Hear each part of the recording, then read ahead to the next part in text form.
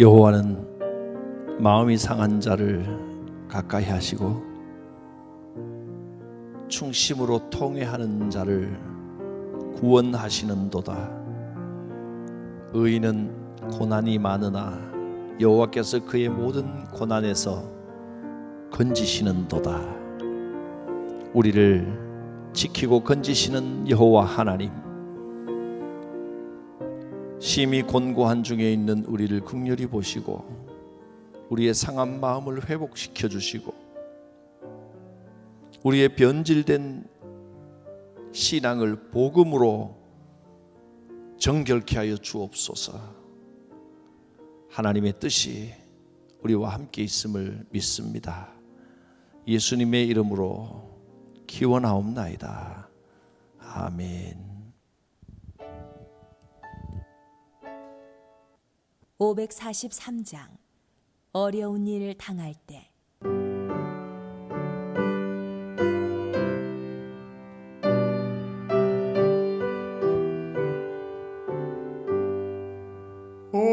어려운 일 당할 때 나의 믿음 작으나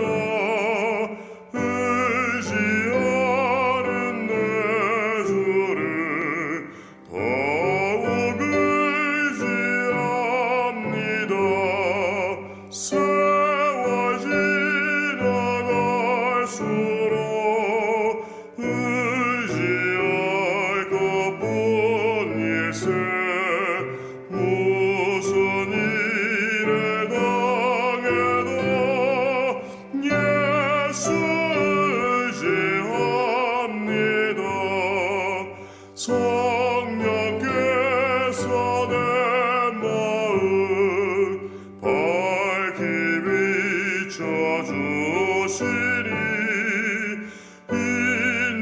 인도하심 따라서 주만 의지합니다. 세월 지나갈수록 의지할 것뿐일세. 무슨 일을 당해도 예수 의지합니다.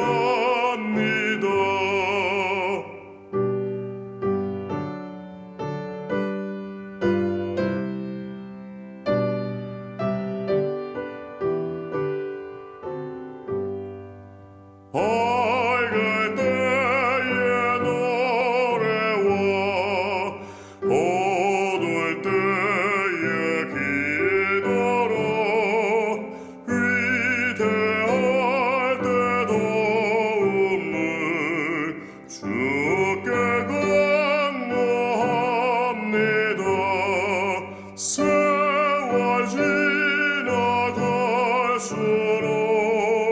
의지할 것뿐일세. 무슨 일을 당해도 예수 의지합니다. 생명이 있을 동안에 예수 의지합니다. 천국 올라가도록 의지할 것뿐일세. 세월 지나갈수록 의지할 것뿐일세. 무슨 일을 당해도 예수 의지합니다.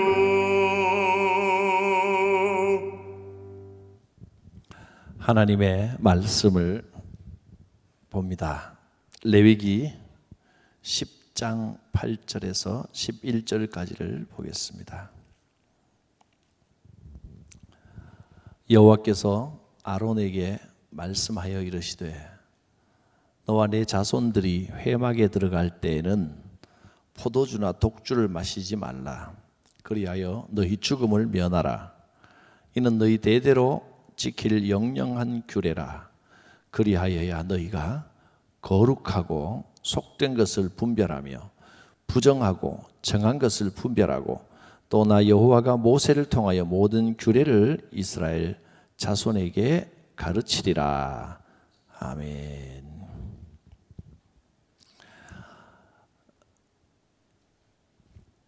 레위기를 통하여 이제 레위기의 5대 제사를 이제 지난주에 살펴보았습니다.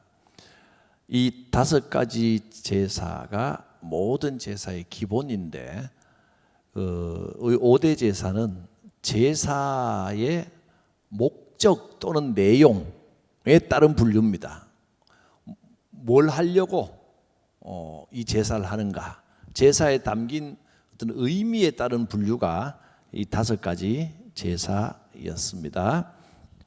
그리고 지난주에 제사가 무엇인지 또 예배는 무엇인지에 대한 말씀을 좀 집중적으로 말씀을 드렸습니다. 그래서 오늘날 우리가 예배할 때 중점을 둬야 될 게 무엇인지, 어떻게 예배하는지를 말씀을 들었는데, 우리 예수님께서는 영과 진리로 예배할지니라 하셨습니다. 하나님의 방법대로 해야 된다, 이런 말씀을 들었는데, 지난주에 했던 것을 한번 쭉 간단히 복습을 하고 오늘 말씀으로 8장부터 오늘은 11장까지를 살펴볼 텐데, 지난주에 했던 내용을 PPT를 통하여 한번 확인하겠습니다. 우선 예배란 무엇인가? 예배가 뭡니까?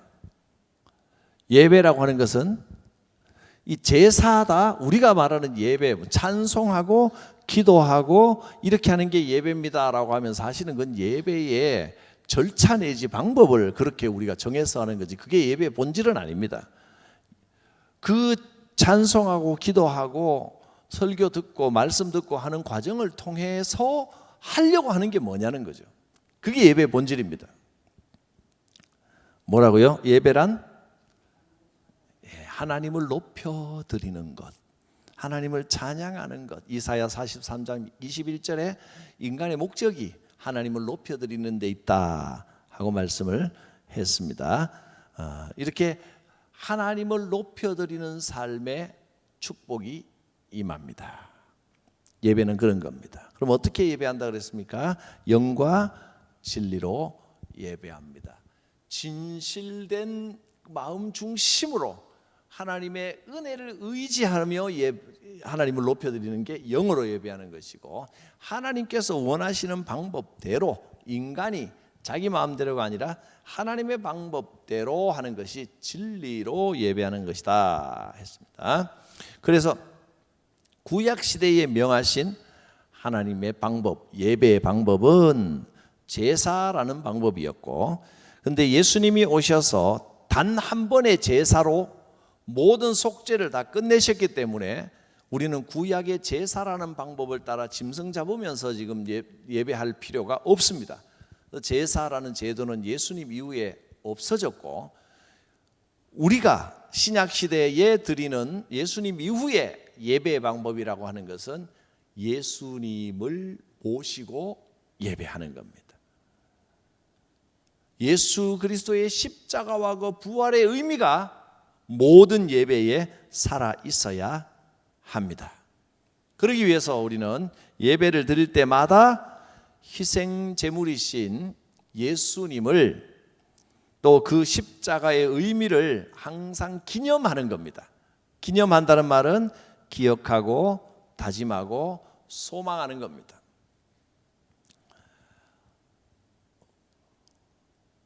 왜 제사를 알아야 하는가? 이미 구약시대 지나간 방법인데 그걸 왜 알아야 되느냐? 이 제사법에는 구체적인 하나님의 뜻, 하나님의 메시지가 담겨 있기 때문입니다. 그대로 우리가 이걸 시행하려고 배우는 게 아니라, 제사를 알면 알수록 예배를 통하여 하나님이 원하시는 것이, 하나님이 원하시는 예배가 되려면 어떻게 해야 되는지를 깨달을 수 있기 때문입니다.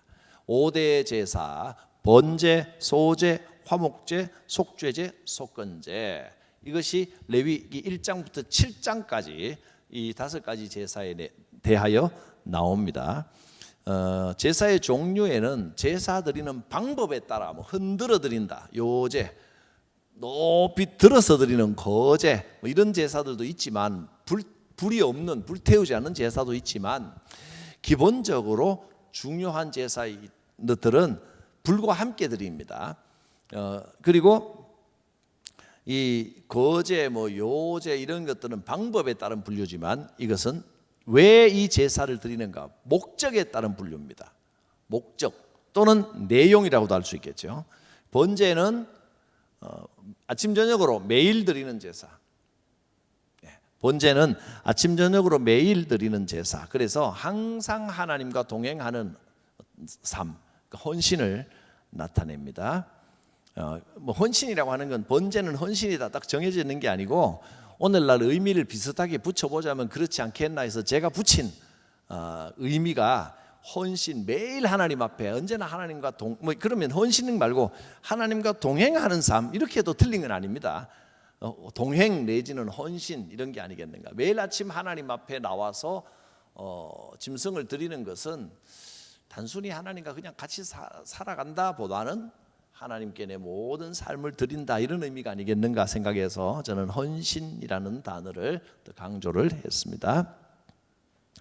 그리고 소제는 다른 불로 드리는 화제로 드리는 제사에 더하여 드리는, 플러스로 알파로 드리는 제사입니다. 하나님께 자원하여 더 드리고 싶을 때 반드시 짐승을 잡아 태우는 화제 또는 피제사가 있는 데다가 그 위에 곡식이나 곡식가루나 집에서 부쳐온 무교병이나 이런 것들을 함께 드리는 그런 제사가 소제입니다. 오늘날 뭘로 생각할까? 이것도 제가 붙인 건데 오늘날에는 그 하나님 앞에 본격적으로 올려드리는 예배 외에 우리가 주방에서 봉사를 하거나 교회 청소를 하거나 이것도 다 거기에 더하여 드리는, 예배에 더하여 드리는 소제에 해당하지 않을까.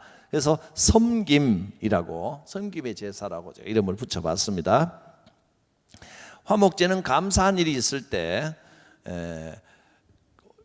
성도들이, 교인들이 그 정해진 공간 안에서 고기를 다 먹어야 됩니다. 나눠 먹어야 됩니다. 잔치하듯이. 그래서 또는 뭐 특별한 경우에는 다음 날까지, 이틀까지 먹을 수도 있고, 중요 부위, 가장 맛있는 주요 부위는 제사장께 정해져 있습니다. 이게 화목제고요. 서로 교제하는, 하나님을 부모로 하고 하나님께서 우리 성도들이 함께 아름답게 교제하는 것을 기뻐하시는 이런 모습을 원하시는 것이다 라고 생각하시면 됩니다. 나눔의 제사입니다. 그러니까 오늘날로 말하면 예배 요소, 교회 요소 중에 코이노니아에 해당합니다. 성도의 교제, 영적인 교제가 꼭 있어야 됩니다. 그래서 혼자만 딱 예배드리고 하나님만 바라보고 신학생활 하면 되지 뭐 라는 말은 반드시 옳은 말은 아닙니다. 성도 간의 아름다운 교제가 있어야 하나님께 찬양이 되고 영광이 될 수 있다는 것입니다. 화목제. 그다음에 속죄제, 정결의 제사입니다. 범죄했을 때 제사장이든 백성 누구든 지도자든 간에 뭔가 하나님 앞에 죄를 지었을 때 그 죄를 속하는 방법입니다. 그래서 그게 나쁜 일을 하는 죄보다는 사실 성경에서는요, 죄라고 하는 게 나쁜 일, 그러면 참 불행한 일도 나쁜 일에 해당하니까 악한 일이라고 쓰겠습니다. 어떤 악한 일을 행해야만 죄가 되는 게 아닙니다. 악한 일을 하는 것도 죄지만, 근데 이 악한 일을 하는 게 죄가 되는 이유는 뭐냐면 하나님께서 원하지 않으시는 부정한 일에 접촉이 되었기 때문에, 그게 그렇기 때문에 죄입니다. 나쁘기 때문에 죄가 아니라 부정하기 때문에 죄입니다. 그 외에 뭐 곰팡이를 만졌다, 죽은 사체를 만졌다, 이것도 다 부정한 물건에 접촉하는 것도 죄가 됩니다.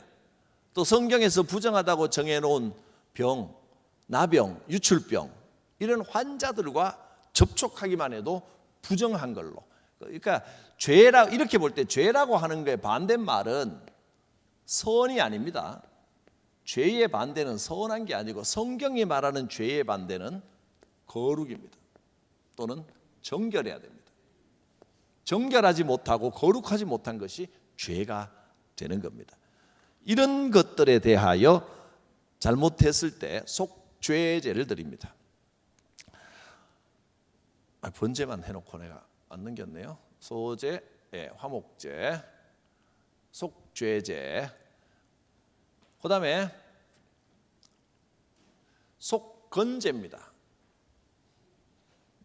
다른 사람에게 피해를 입혔을 때 속건제를 드립니다. 5분의 1을 더하여 드립니다. 또 이웃에게 범죄하거나 손해를 끼쳤을 때 뭐 이런 거기다가 성전 물건, 하나님의 거룩한 물건을 함부로 했을 때도 성전에다가 5분의 1을 더하여 손해 끼친 데 대하여 그걸 이제 그 손해 사정을 해야 되겠죠. 얼마에 해당한다 그러면 5분의 1을 더하여 드리고 제사를 드리는 것이 속건제입니다. 구약의 5대 제사를 한번 정리해 보면 이렇습니다. 번제, 소제, 화목제, 속죄제, 속건제, 뭐 크게 간단한 내용들만 좀 보시면 되겠습니다. 이렇게 번제는 매일 아침 저녁 그리고 매 안식일 절기 때마다 드리고, 소제는 다른 제사와 함께 드리고, 화목제 요 내용도 홈페이지에 자료실에 올려놓도록 하겠습니다. 한눈에 볼 수 있고 간단하죠. 속죄제, 속건제는 거룩한 곳 회막에서 고기를 먹는다. 이 제사장에게 드려지죠. 속건제, 고기는 거룩한 곳에서 제사장이 먹습니다. 죄 지었을 때 제사장에게 고기를 먹는다 그러면 여러분 죄 지으면 저한테 밥 사주면 되겠네요. 자, 8장부터 7장까지는 이제 5대 제사를 살펴보았습니다. 제사의 가장 기본이니까 이렇게 간단하게 정리하는 것이 이해하기가 훨씬 좋으시라고 생각합니다. 8장에는 제사장 위임식이 나옵니다. 이것도 역시 제사를 통해서 아론이 제사장으로 임명되는 뭐라고 할까요? 그렇지, 위임식, 위임 예식, 제사장 위임 예식이 8장부터 나오는데 8장에 모세와 그 아들들에 대하여 이렇게 말씀합니다. 8장 성경을 보시면 여호와께서 모세에게 말씀하여 이르시되 너는 아론과 그 아들들과 함께 그 의복과 관유의 속죄제, 관유와 기름, 속죄제의 수송아지 수장 2마리와 무교병 한 광주를 가지고 온 회중을 이제 회막문에 모으고 다 모았더니 이제 그들을 데려다가 6절 모세가 아론과 그의 아들들을 데려다가 물로 그들을 씻기고 아론에게 이제 옷을 입히고 이렇게 하는데 그 옷을 입은 내용들, 제사장 의복 내용들을 쭉 살펴보면 이렇게 되어 있습니다. 에봇을 입고라고 되어 있죠. 제사장은 이렇게 되어 꼭 앞치마 같은, 왜 앞치마 같은 이런 옷을 입을까요? 짐승 잡아야 되니까 피가 많이 튑니다. 제사장이 그 아주 점잖은 직업이 아닙니다. 극한 직업입니다. 아침 저녁으로 소 한 마리씩 잡는다고 생각해 보세요. 보통 일이 아닌데 거기 고기를 각을 떠고 어떻게 보면 짐승, 인간의 죄를 대신하는 짐승을 도살하는 꼭 하는 일은 백정 같은 일을 하는 겁니다. 맨날 잡아서 태우고 찢고 이런 일을 합니다. 그리고 제사장의 가슴팍에 보면 흉패가 붙어 있고요. 그 다음에 그림이 자세히 보이실려나 모르겠다. 그래서 화면에 핸드폰으로 보시는 분은 그림이 좀 작아서 글씨는 잘 안 보이시겠습니다만은 그냥 대강 이런 모습으로 되어 있다 정도만 생각하시면 되고요. 흉패가 있고 머리에는 여호와께 성결이라고 하는 글씨를 쓰고요. 그다음에 앞치마 같은 옷에 뭐 이렇게 장식이 박혀 있는 이런 모습이었습니다. 자, 제사장은 에봇을 입고 이게 이제 에봇인데 그다음에 관유, 기름을 머리에 붓고 위임식을 하는 겁니다. 수송아지를 잡아 번제를 드리고 수양을 잡아 요제를 드리고, 요제는 흔들어서 드리는 제사입니다. 그리고 흔들어서 드렸기 때문에 안 태웠잖아요. 그 고기는 제사장이 삶아서 먹습니다. 이런 내용들이 이제 8장에 나와 있고, 위임식 과정입니다. 9장 보면 아론의 첫 번째 제사가 나옵니다. 9장 23절에 모세와 아론이 회막에 들어갔다가 나와서 백성에게 축복을 합니다. 그랬더니 하나님께서 이 제사를, 첫 번째 제사를 기뻐하시는 거예요. 여호와의 영광이 온 백성에게 나타났습니다. 여호와의 영광이 나타났다는 게 어떻게 나타난 걸까요? 구약시대 여호와의 영광으로 구름으로, 빽빽한 구름으로 표현이 됐습니다. 출애굽기 40장 마지막에 성막을 짓고 난 다음에 여호와의 영광이 구름으로 임하셨죠. 온 백성에 나타나고 또 불이 내려와 여호와 앞에서 나왔습니다. 제단에서 나와서 불이 제단 위에 번제물과 기름을 태웠습니다. 온 백성이 깜짝 놀랐습니다. 불이 여호와 앞에서 나왔다는 말이 어디서 나온 걸 여호와 앞에서 나왔다라고 할까요? 그건 뭐 여호와 앞에, 여호와께서 깨로부터 나왔다라고 하면 그 성소, 지성소일 수도 있고 빽빽한 구름일 수도 있는데 아마 지성소 쪽에서 나오지 않았나, 저는 그렇게 생각을 합니다. 백성들이 아무튼 깜짝 놀랐습니다. 제사에 여호와의, 친히 여호와의 불이 임하셨습니다. 이런 역사가 있었고요. 그래서 번제단의 불은 거의 끄트리지를 않습니다. 아침 저녁으로 제사를 드리는데 끄트릴 일이 없죠. 끄트려서도 안 되고 24시간 365일 타고 있습니다. 그게 이제 여호와의 불인 것이죠. 이 불. 그 다음에 10장에 넘어가면 이렇게 거룩하게 제사장의 직분을 받았는데 아론과 그 아들들 나답과 아비후까지가 다 위임식을 통하여 제사장으로 임명을 받은 겁니다. 근데 나답과 아비후는 이 직분을 엄중하게 생각하지를 못했습니다. 10장에 넘어가면 나답과 아비후가 벌을 받아 죽는 내용이 나옵니다. 자, 1절 한번 볼까요? 10장 1절부터 아론의 아들 나답과 아비후가 각기 향로를 가져다가 여호와께서 명령하시지 아니하신 다른 불을 담아 여호와 앞에 분향하였더니 불이 여호와 앞에서 나와 그들을 삼킴에 그들이 여호와 앞에서 죽은지라. 불타 죽었습니다. 근데 이 사람들은 굳이 왜 다른 향로와 다른 걸 갖고 왔을까요? 귀찮게 뭘 그러냐 이거죠. 사람들 보기에는 똑같은데 누가 그 알아본다고. 하나님께서 명하시고 하나님께서 지켜보고 계시다는 걸 생각을 안 한 겁니다. 오늘날 많은 사람들이 신앙생활을 한다고 하면서 하나님께서 지켜보고 계시다, 하나님께서 나와 함께 하시다, 이걸 별로 생각을 안 하는 경우가 많습니다. 여러분, 하나님이 보고 계시다, 언제나 이 감각이 있어야 되는 거예요. 이게 불에 태워서 죽은 걸 보면 백성들은 굉장히 충격이겠죠. 아론이 누굽니까? 그리고 지금 제사장 위임식을 받은 제사장들이 여호와의 불에 타 죽었다는 건 온 백성의 뉴스에 나올 일입니다. 그 9시 뉴스 신문 일면에 나올 일인데 그때 뉴스나 신문이 없어서 그렇지. 그게 엄청난 일인데 여호와 하나님께서 이걸 백성들에게 본보기로 보이신 겁니다. 하나님을 쉽게 생각하지 말고 가볍게 경솔하게 여기지 마라 라고 하는 걸 보여주시는 겁니다. 하나님께 드리는 제사는 거룩하게 지켜야 된다, 이걸 보여주신 겁니다.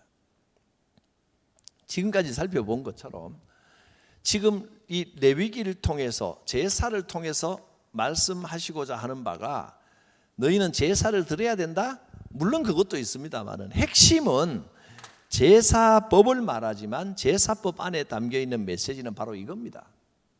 하나님께서 원하시는 것은 우리의 거룩함과 정결함입니다. 거룩하고 정결은 어떻게 다를까요?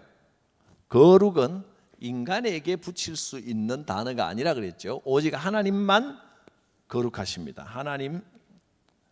하나님만 거룩하신데, 그런데 하나님께서는 너희도 내가 거룩하니 너희도 거룩하라 그랬단 말씀이죠.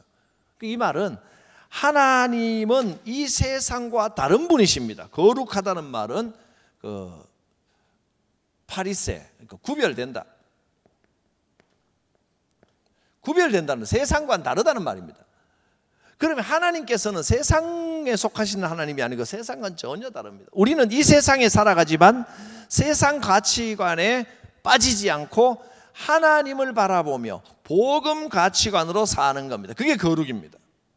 세상 가치관이 아니라 세상 가치관과는 다른 복음의 가치관으로 사는 것이 바로 거룩입니다. 복음의 가치관이란 어떻게 하는 게 복음의 가치관인가요? 어떻게 하는 게 복음의 가치관일까요? 한 3가지만 말씀드리죠. 여러분 알고 있는 건데요.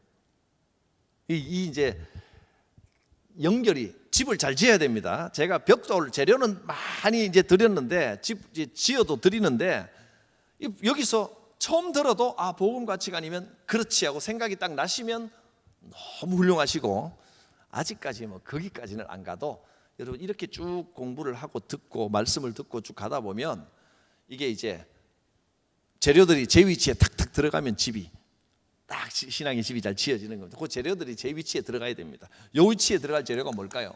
여러분 재료가 뭔지는 이미 알고 계십니다. 뭘 여기다가 채워야 될지 잘 모르겠죠. 복음의 가치관이 뭘까요? 하나님 나라, 또 예수 그리스도의 대속, 또 십자가 복음. 이게 복음의 가치관이죠. 복음의 가치관은 제가 3가지로 딱 이겁니다. 복음은 천국은 뭐라고요? 로마서 5장 1절 하나님과 화평을 누리는 겁니다. 하나님과 친해진 겁니다. 중간에 가로막혔던 죄가 없어졌어요. 화평을 누리자. 그 다음에 여기 로마서 5장 1절에 3개 다 나오죠. 천국 복음의 내용이. 화평을 누리자. 화평을 누리자. 그 다음에 은혜의 자리가 되는 겁니다. 은혜의 자리에 들어감을 얻었다. 은혜의 자리. 그 다음에 3번째, 바라고 즐거워하느니라. 소망입니다. 소망을 가지고 사는, 이게 천국 복음입니다. 거룩하다는 것은 복음 가치관을 가지고 살아가는 것인데 이 복음 가치관은 천국, 대속, 십자가 3가지입니다. 그리고 2번째 대속 복음은 뭡니까? 예수님께서 내 죄를 위하여 죽으셨습니다. 예수님이 죽으신 것은 우리를 예수님께서 나를 위하여 죽으셨으므로 예수님께서 우리를 위해 죽으신 것은 정죄하기 위한 게 아니라 구원하기 위함입니다. 그래서 예수 그리스도를 믿으면 멸망치 않고 영생을 얻게 됩니다. 요한복음 3장 16절 말씀. 대속 복음입니다. 십자가 복음. 요한복음 3장 16절. 갈라디아서 2장 20절. 십자가 복음. 내가 그리스도와 함께 십자가에 못 박혔나니 옛사람은 죽었고 나는 죽었습니다 하고 사는 게 복음 가치관입니다. 이게 거룩한 거예요. 이렇게 사는 게 거룩한 삶입니다. 하나님께서 원하시는 삶은 우리가 거룩하게 사는 겁니다. 거룩하게. 세상과 다르게 사는 겁니다. 그리고 정결하게 사는 겁니다. 정결하게. 보통 이제 성결이란 말을 쓰는데 성결은 뭐고 성결은 거룩하고 정결한, 이게 성결이겠죠. 그러니까 성결이라고 하면 딱 들어맞긴 하는데 우리 교단 중에 성결교가 말하는 성결은 또 다릅니다. 의미가. 그분들은 이 성결이라고 하면 4가지 재림과 등등 교리적으로 이렇게 푸는데 그거 말고 저는 성경적으로 보면 성결, 하나님께서 우리에게 가장 원하시는 것은 성결입니다. 거룩하고 정결. 거룩과 첫째 거룩, 2번째 정결입니다. 거룩은 뭐라고요? 복음 가치관입니다. 정결은 죄와 멀리 있는 게 정결입니다. 죄는 뭐가 죄라고요? 남을 때리면 죄입니까? 살인하는 거 이것만 죄입니까? 죄는 다시 말합니다. 부정한 것을 접촉하는 게 죄입니다. 이 세상에서 부정한 것을 만지거나 행하거나 가서는 안 될 곳을 가거나 이게 죄입니다. 부정한 일을 멀리하며 살아야 된다는 겁니다. 우리는 복음 가치관을 가지고 살고 부정한 것을 멀리하고 살아야 된다 하는 겁니다. 그래서 11장에 가면요, 너희는 정결하게 살아야 된다라는 것을 철저하게 강조합니다. 11장에는 먹을 음식과 못 먹을 음식을 엄격하게 분리를 합니다. 아무거나 주워 먹고 살지 말라는 겁니다. 자, 11장에 10장은 하나님 방식대로 제사를 드려야지 제사장이 제사장의 역할을 똑바로 해야 된다. 안 그러면 형 벌 받는다 이런 내용이 나왔고요. 11장에는 정한 짐승, 정결한 짐승과 부정한 짐승. 내가 잘못하고 먹어가네. 내가 먹지 말아야 될 걸 먹어도 접촉만 해도 죄가 되는 겁니다. 정결하지 못한 게 되는 겁니다. 11장을 읽으면서 11장에 이제 이런 내용들이 옵니다. 뭘 먹고 뭘 못 먹고 뭐 이런 게 나오는데 복잡합니다. 그래서 제가 하는 것도 굽이 없는 건 안 되고 먹는 거는 굽이 갈라져 쪽발이어야 되고 왜 이렇게 해야 되는지는 우리가 다 모르겠지만 결론은 이 내용은 이 표는 그냥 성경에 있는 내용을 제가 그대로 정리만 해놓은 겁니다. 근데 대개 보면 전체적으로 보면 아무거나 주워 먹는 짐승들은 너희도 먹지 마라 이런 것 같아요. 죽은 고기도 먹고 썩은 고기도 먹고 아무거나 먹는 것들은 가까이 하지 마라, 접촉하지 마라 이런 말 같은데 이 의미를 살펴보면 저는 이런 의미가 아니겠는가. 성도는 아무거나 주워 먹고 살면 안 된다. 그런 의미가 아니겠는가. 거룩하라, 정결하라, 세상에 더러운 것을 구별하며 살아라. 세상 사람들은 자기 이익을 있는 곳을 쫓아다니지만 우리는 이익을 쫓아다니는 게 아니라 정결한 삶을 살아야 한다 하는 것입니다. 11장은 이건 읽어보면 그냥 읽으려면 지루해서 읽기가 힘들어요. 그래서 많은 분들이 그 성경 통독하면 하려고 하다가 위기가 몇 번 오는데 이 레위기 11장이 그 위기 중에 하나입니다. 뭔 먹어야 되고 뭔 먹어야 되고 똑같은 것 같은데 이게 뭐가 뭔지 막 복잡한데 이 원리를 알고 읽으면 성경을 읽기가 좀 쉽다 하는 겁니다. 그래서 정결한 걸 원하시는구나. 그리고 이 의미는 세상 더러운 것에 막 함부로 접촉하지 말고 거룩하고 정결하게 살아라 이런 것을 말씀하시는구나 하는 걸 알고 보면 좀 좋습니다. 자, 11장 뒷부분을 보면 이겁니다. 부정한 것을 만지지 마라. 물건도 안 됩니다. 물건도. 부정한 것에 닿은 것은 부정해집니다. 나무, 그릇, 의복, 가죽, 자루 이런 것이 부정한 것에 닿으면 저녁까지 물에 담가놔야 정결해집니다. 질그릇이나 물건 이런 것이 부정한 것에 닿으면 그릇을 깨버려야 됩니다.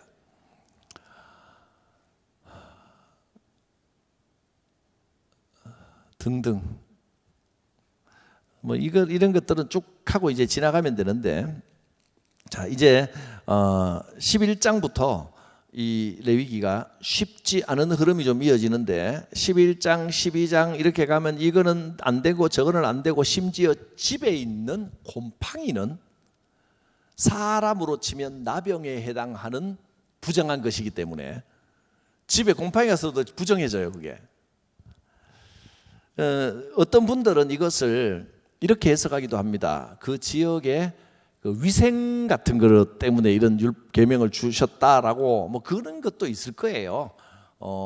고대인들이 잘 모르니까 잘못 먹으면 병 걸리는 짐승들을 못 먹게 율법으로 해놓은 것도 있는데 취지는 단순히 위생만을 위해서가 아니고 분명히 그 하나님께서 원하시는 그러니까 그 이미지상으로나 어떤 형태로든 정결, 거룩 이것을 이스라엘 백성들의 뇌리 속에 완전히 각인시키는 이런 명령으로 볼 수가 있습니다. 11장 마지막 한번 보겠습니다.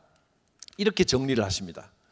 이런 부정하고 정결한 걸 쭉 말씀을 하시고 난 다음에 나는 여호와 너희의 하나님이다. 내가 거룩하니 너희도 몸을 구별하여 거룩하게 하고 땅에 기는 길짐승으로 말미암아 스스로 더럽히지 말라.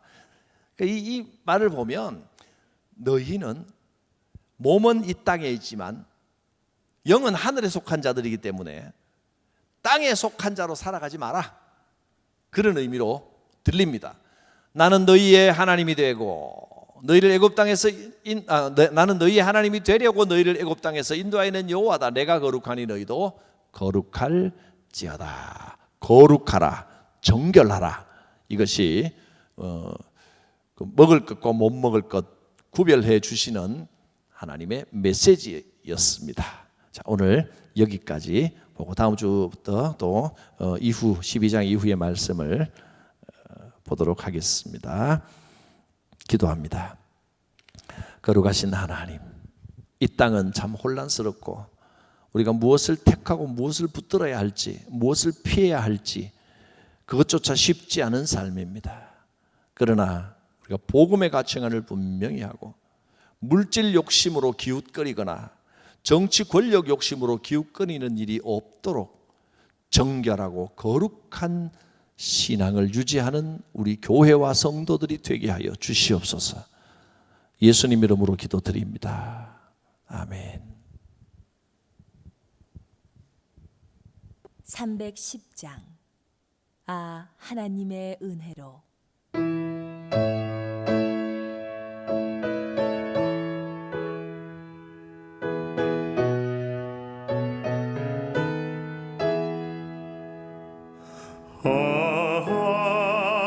하나님의 은혜로 있을 데 없는 자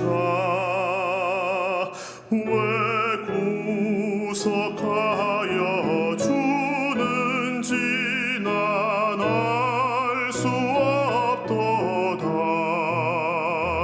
내가 믿고 또 의지함은 내 모든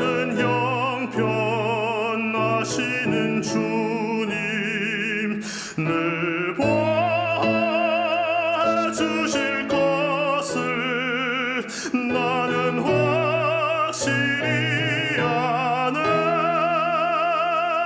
왜 내게 굳센 믿음과 또 복음 주셔서 내 맘이 항상 편한지 난 알 수 없도다. 내가 믿고 또 의지함은 내 모든 형편하시는 주님 늘 보아주실 것을 나는 확실히 아네.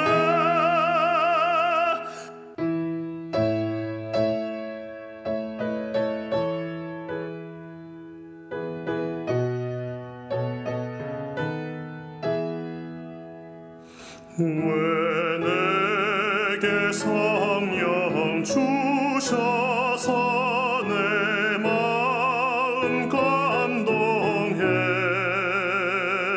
주 예수 믿게 하는지 난 알 수 없도다.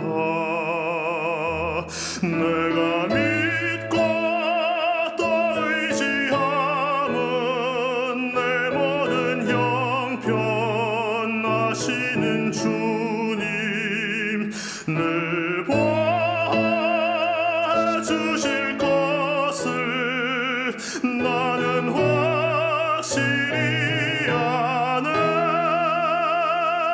주 언제 강림하실지 혹 밤에 혹 낮에 또 주님 만날 그것도 난 알 수 없도다.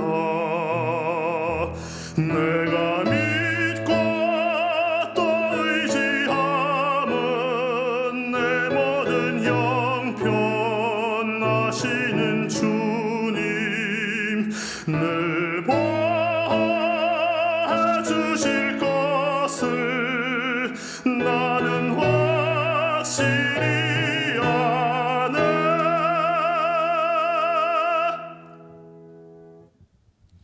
이제 함께 중보기도 묵상으로 중보하는 시간입니다. 코로나19 바이러스를 속히 이겨내게 하여 주시고 우리 한국교회, 한국사회가 치유되는 역사가 있게 하여 주옵소서. 또 한국교회가 이 기회에 세상의 지탄을 받는 이 안타까운 상황에서 벗어나서 더욱 정결하게 되고 거룩하게 되어서 세상의 위로자로 서는 역사가 있게 하옵소서. 어려움 당하는 성도들, 또 병마와 싸고 있는 이들에게 하나님의 위로가 함께하기를 원합니다. 조용히 묵상으로 기도드립니다.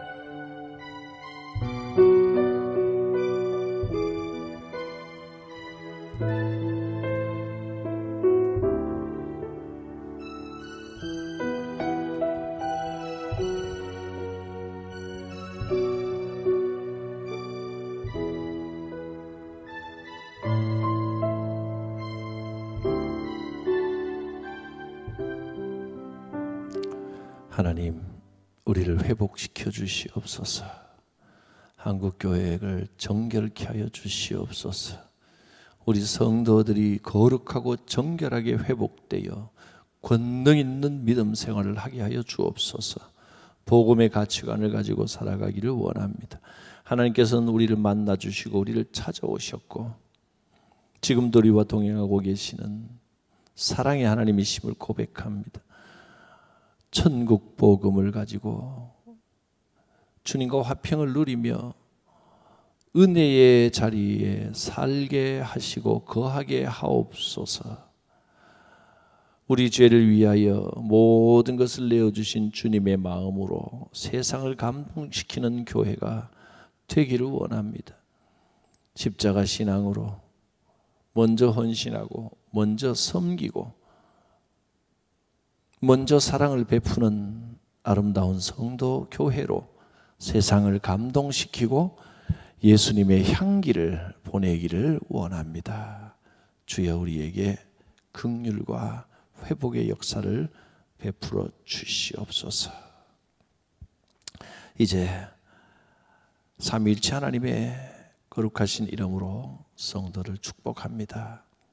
우리를 위하여 십자가에 죽으시고 부활하신 예수 그리스도의 구원의 은혜와 외아들 예수님을 우리에게 보내어 우리를 구원하시고 우리와 화평을 맺으시며 은혜를 베푸시기를 원하고 동행하시는 하나님 아버지의 크신 사랑과 성령님의 감동, 감화, 충만하심, 교통하심이 이 사경에 함께 영상으로 예배드리는 모든 이들 머리 위에 영원토록 함께 하옵시기를 축원하옵나이다. 아멘.